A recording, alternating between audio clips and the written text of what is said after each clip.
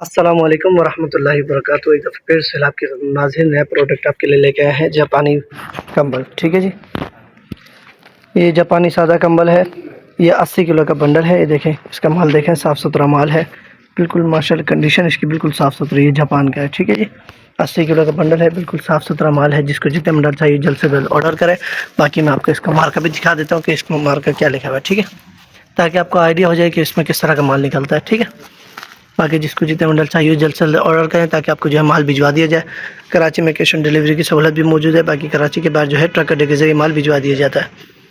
ये जापानी कंबल है सादा। ठीक है, ये देखें, इसकी पैकिंग है और ये उसके और बंडल भी रखे हैं। मैं कोशिश करता हूँ आपको दूसरा बंडल दिखाने की।